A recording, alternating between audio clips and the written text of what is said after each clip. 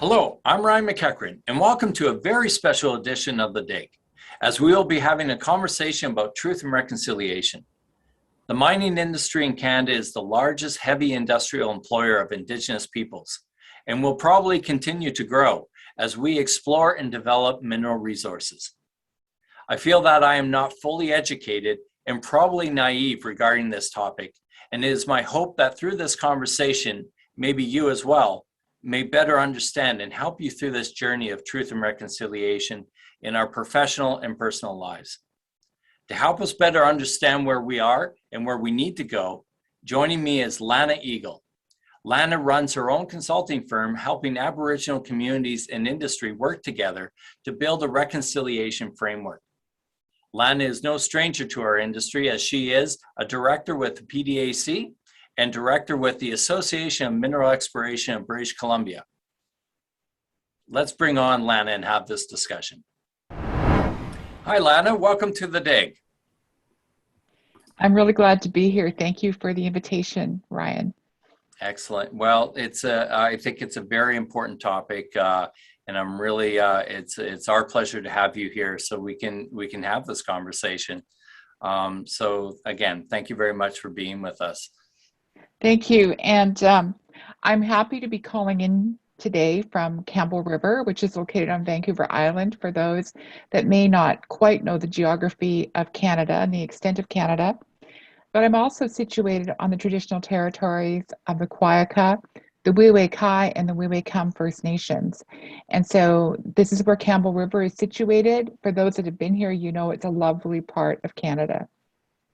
Definitely.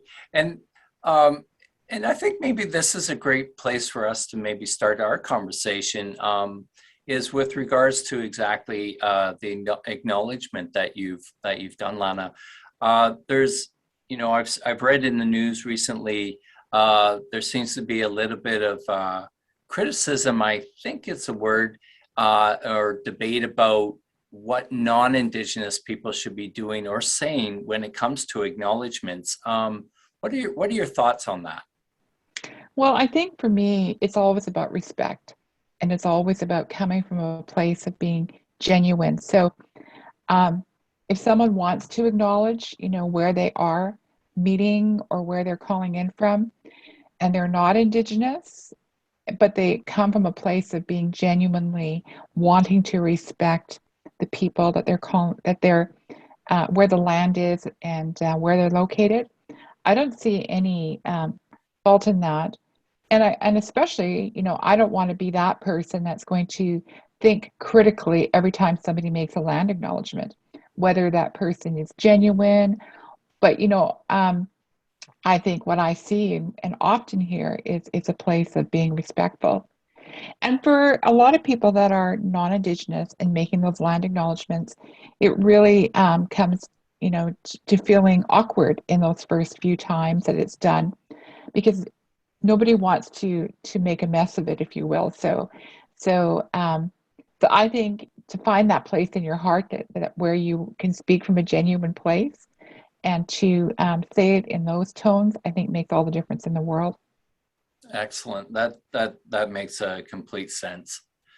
So with respect to the discussion, truth and reconciliation, myself, I feel that,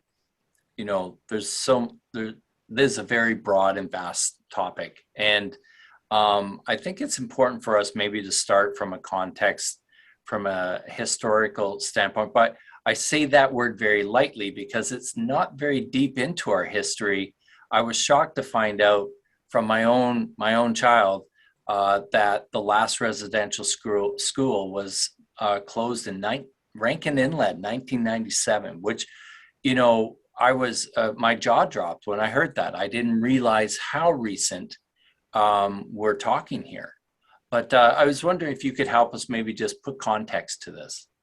Yeah, I think there were, with the most recent announcements of the discovery of the unmarked graves in different places in Canada, I think there was, people were in shock, people were galled, people were angered, and not just Indigenous people, but also non-Indigenous people Canadians who for the first time heard about these horrifying events, and then Indigenous people who are survivors of Indigenous residential schools, we're saying, yeah, we knew about it all along.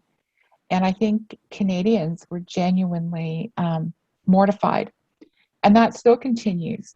And so, we're all searching, how do we get past this?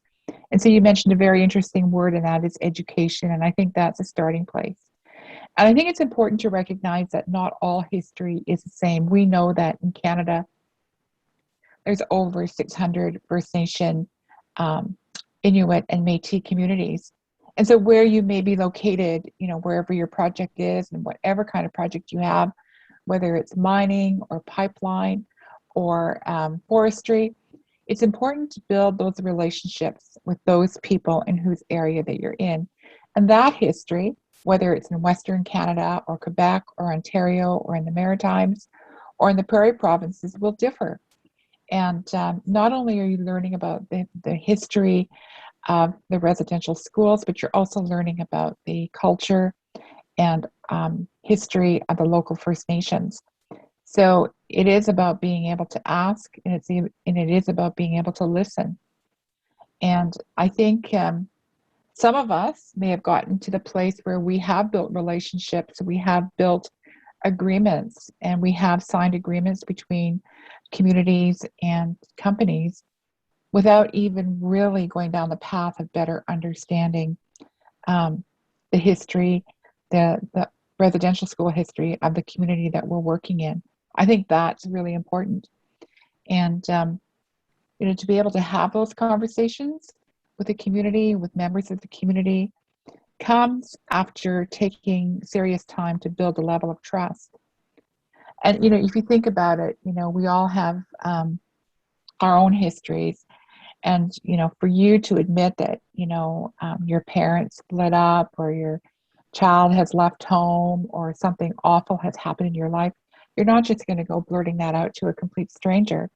But maybe over time, when you feel like you can talk about it, that you won't be ridiculed or criticized, but you know that that person has your best interest and is really concerned about you.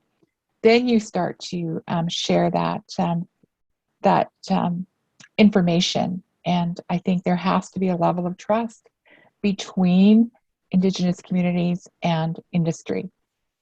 Right, and that maybe that's a very good point. Like, even from a business context, no matter where we go around in the world, it's really important about establishing a rapport and a relationship before even thinking about doing business. So I think it sounds like this is kind of where you're talking to, and it's not the first thing that should be coming up in a question, because it is a very personal and probably a painful discussion to have. So it's really about, to your point there, getting to know the person and the community that you're going to be working around or with. Exactly. Well, it was interesting because just before taping this session today, I was listening to other presenters at another discussion coming out of Toronto and talking about how to build those business relationships. And some of the people on a panel were talking about, the time that it takes to build relationships. And these are Indigenous people saying that it takes time.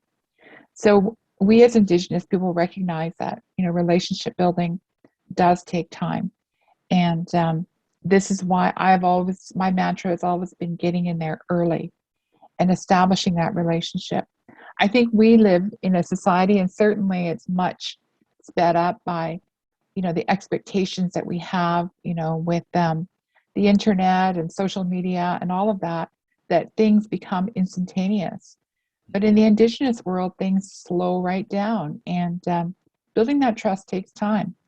And I think, if your listeners are looking for a way to do this better, you really need to have people working for you that understand this and can take the time to build a relationship, take the time to engage with communities in the way that they want to be engaged. So it takes that kind of person. Now, not everybody is that kind of person, but if you're really Gantt chart influenced, you may not be the right person to do that. And so it is about finding the right people that can make those people connections. Because at the end of the day, that's what it really comes down to, is the connections that you make, the relationships that you build, the engagement that you go forward with. And in doing all of that, a level of trust is built where the person across the table from you can, begin to trust you because they can trust you. It's not like you're coming in there, like the cable guy did in that movie where, it's like, how do you like me now? It doesn't work that way. And I think we have to really look at that closely and make sure that we have the right people in place building the relationships. Right. And this seems to be the core of our conversation right now is getting to know and gain a relationship. And it has nothing to do with waiting for the government to solve whatever issue it may be, or there's a set of rules and policies and procedures that are being ticked off to say, well, I'm compliant. Exactly. Therefore, I have the right. It seems to me where we've seen examples of that, it's that people stumble when you see them trying to apply that. And am I on the right track here? I think so. I think that, definitely with what happened this past summer with the unmarked graves being discovered, I believe that Canadians individually have begun to step up, have begun to step forward and wanting a better relationship with Canada's Indigenous people and wanting to be that person that can start to make that change. I think we cannot rely on government policy, and we cannot rely on even corporate policy to make those changes. I think it comes from within us. And one of the people that I truly respect, in Canada is Chief Dr. Robert Joseph, who is the founder of Reconciliation Canada. And that was what he spoke to me about one time when we were waiting, in a green room before he went on stage, was that it really comes down to each individual. And we should be asking ourselves, what can I do to advance reconciliation? And, it's simple things. It's not that you have to speak publicly, be an orator, write a book, but, it's talking about it with your children. It's being able to have that discussion. It's being able to talk about it, where you socialize. So it could be with your baseball club. It could be with where you play hockey. But those conversations will come up because we're so, when we have conversations with our friends and our colleagues, it's like, did you hear what they said in the news today? Mm-hmm. And right away, we can all relate because we've all read the news or had it streaming into our laptops or our phones. And so we are aware of what's going on out there, and we generate opinions. And some of that opinion is based on what we read in social media. So, if we are putting ourselves in that place to listen to the negativities, of what's happening in Canada and what's happening around the world, yeah, we're going to be one of those negative people. But I think it's starting to see what the positive is and how we can make that change. And certainly in areas where we have influence, and that's in our own homes, with our own children, and how we talk about things. I think it's really important. It's a life lesson, and how we begin to apply that into the areas that we influence is really important. Right. And recently, because this evidence that they found with the graves is so visible and so real, I think it's really helping also put in the perspective of understanding where some of this pain has come from. And trying to understand situations in a socioeconomic perspective, if you will. And I know those are kind of harsh terms, but, because some people just don't understand why certain behaviors they are observing. And I think that's, this is kind of helping go, oh, okay, something serious happened here. Yeah. And I think, for those of us that live in larger centers in Canada. You know, I can pick on Toronto or Ottawa or Calgary or Edmonton or Winnipeg or Vancouver. We all see those parts of our cities that, you know, are very influenced by people living at a very marginal level. And, you know, many of those people are Indigenous peoples that come from communities. And they, you know, have relocated to urban centers to try to find a better way of life. But sadly, there isn't. And if that is compounded, like when you see the cost of living being raised in cities like Vancouver, and I'm sure in other cities across Canada. So that is our experience, you know, with Indigenous people. And typically we drive through a neighborhood and where it might be a little bit unsafe, we lock our doors and make sure our windows are rolled up because we don't want to encounter that.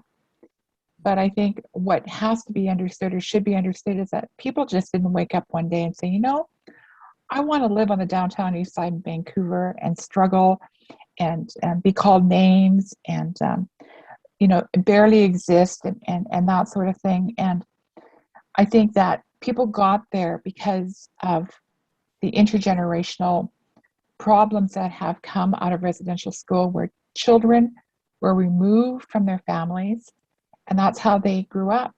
And then they became parents. And with that inability to be a good parent, because those things were taken away from them. The ability to love, the ability to communicate, and oftentimes replaced by having addictions to alcohol and drugs, as well as being abusive. So all of what they've learned in those schools were brought with them as they began to become adults. And so that kind of social inequity has been passed from one generation to the next, and hence we hear the term survivors of residential school. And, you know, granted, there are people along the way who've made decisions like, I'm not going to live that way. I'm going to change my life. I'm not going to be that person that is bound by, you know, alcohol and that sort of thing. But those decisions, I think, happen, but they're not everybody can make that decision. So sometimes people will just become the next generation of the effect that residential schools had. And so one of the terms that was used in those days when the discovery of the graves were made was the word trigger. And a lot of people don't understand that word trigger. And for some, it meant that all of those things that they had experienced or experienced because they were the next generation, and the next generation began to feel the weight of what had just happened. So a colleague of mine, a good friend, and someone that I work with, both of his parents were survivors of the Kamloops Indian residential school, but both were alcoholics, and both died that way. But it had a profound effect on the kids growing up, and he made a decision that he wasn't going to be like that. And so he is not an alcoholic. But now, with the announcement, it struck him, and it struck him hard, you know, dealing with all of the emotion of it, and finally better understanding what his parents had gone through. So it affects many people, and that is a triggering event. So, you know, often when we hear news or before a newscast is made, there might be a disclaimer saying, you know, and this event or this news may trigger.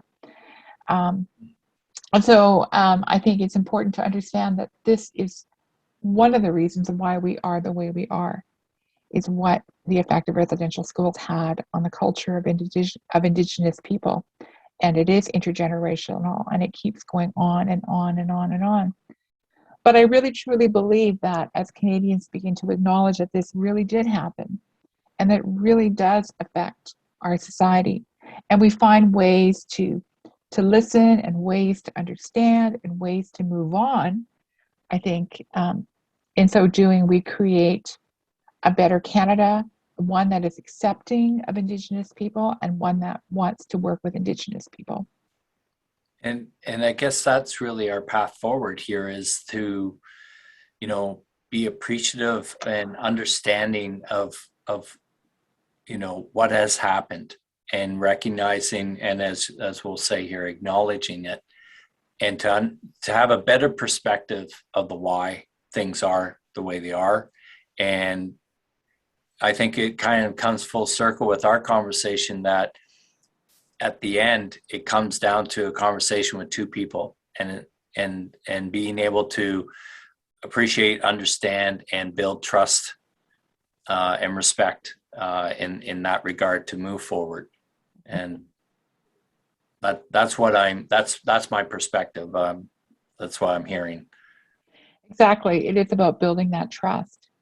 And I think it's really going to be a challenge, but I think a lot of good work has been done so far. There are some mining companies in Canada that have, over time, over generations, started to build that level of trust. And they started doing this long before we came up with the terms reconciliation, indigenous engagement, indigenous inclusion. They just began working, because they wanted to be a better company, because they recognized the importance of it. And through that, the indigenous communities have built up a level of trust with those very companies. Now, those relationships may not be entirely perfect, but they do have, a foundation that they can build on. And I think, we can start to uncover more of these types of relationships. Some fly under the radar, and some of them are certainly, working well today with Canada's Indigenous people. And I think we're going to see a lot more of that, happening in the near future.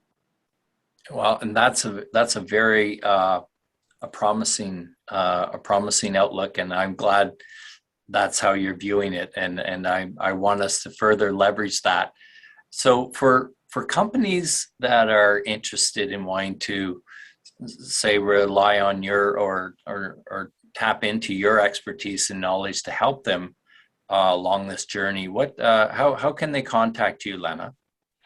Well, the easiest thing to do is to email me, and my email address is Lana Eagle, all one word, at rocketmail.com. And these days I'm being flooded by all kinds of requests, but I welcome your requests on how to move forward. And I will say this, I am from the Whitecap Dakota Nation in Saskatchewan. So I would never think of telling you how to work, with a community specifically, but I will help you in figuring out how to move forward as a company to have better relationships with the community. It is up to the community to be able to say how, or even if we want to work with a company. So that's kind of where I'm coming from. And I hope that our conversation helped today for people to sort out in their minds how best to move forward. And I think it's always about presenting your genuine self, always about listening carefully, and always about wanting to find a way to work together and moving forward. Well, I've certainly appreciated this conversation. I've learned a lot from it. And so, Lana, thank you very much for taking the time to be on the dig with us today. My pleasure. Thank you very much, Ryan.